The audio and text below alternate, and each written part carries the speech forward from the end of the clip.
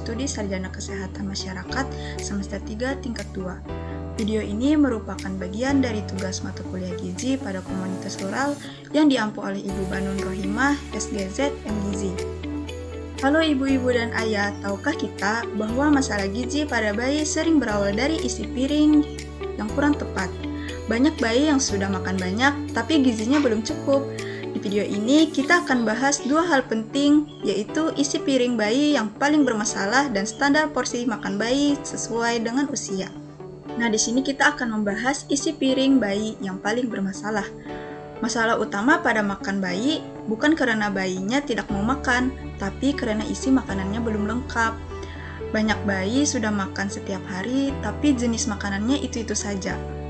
Yang paling sering terjadi, bayi hanya diberi bubur nasi encer.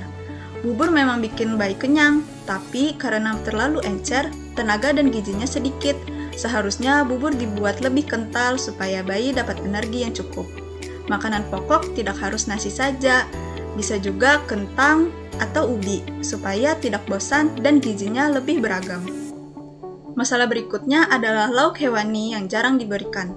Padahal lauk hewani sangat penting untuk pertumbuhan bayi.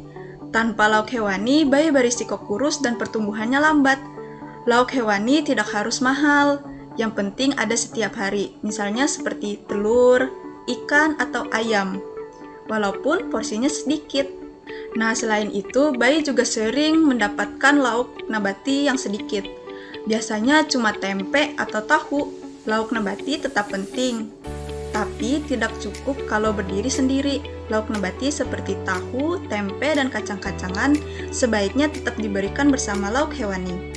Nah, masalah lainnya adalah sayur hanya diberi kuahnya saja. Padahal vitamin ada di sayurnya, bukan di kuahnya saja. Sayur seperti wortel, bayam, atau labu sebaiknya ikut dimakan, boleh dihaluskan supaya bayi mudah menelannya.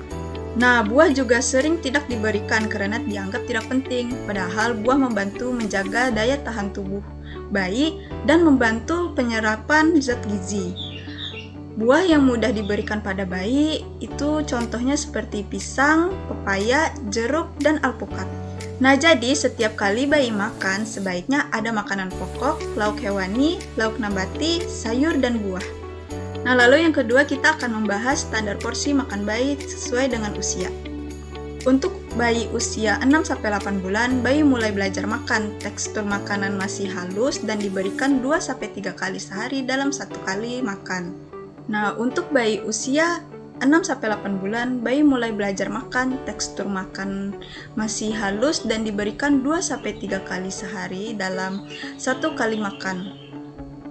Bayi bisa diberi 2-3 sendok makan makanan pokok, 1 sendok lauk hewani, 1 sendok lauk nabati, 1-2 sendok sayur, dan 1-2 sendok buah. Porsinya memang kecil, tapi harus lengkap. Nah, pada bayi usia 9-11 bulan, bayi sudah bisa makan lebih banyak dan teksturnya lebih kasar. Bayi makan biasanya 3 kali sehari dan bisa ditambah dengan cemilan dalam satu kali makan. Bayi bisa diberi setengah mangkok kecil makanan pokok, 1-2 sendok lauk hewani, 1-2 sendok lauk nabati, 2 sendok sayur, dan 2 sendok buah. Nah, untuk bayi usia 12 atau 1 tahun, biasanya bayi sudah bisa ikut makan makanan keluarga, tapi tetap dipotong kecil. Bayi biasanya makan 3 kali sehari dan 2 kali selingan. Porsi makanannya sekitar setengah sampai 3/4 mangkok makan makanan pokok. 2 sendok lauk hewani, 2 sendok lauk nabati, 2-3 sendok sayur, dan 2-3 potong kecil buah. Nah, intinya, bayi bukan hanya perlu sering makan, tapi perlu makanan yang isinya lengkap dan sesuai dengan usia. Tidak harus mahal dan tidak harus banyak. Yang penting ada lauk hewani, sayur, dan buah setiap harinya supaya bayi bisa tumbuh dengan sehat dan kuat.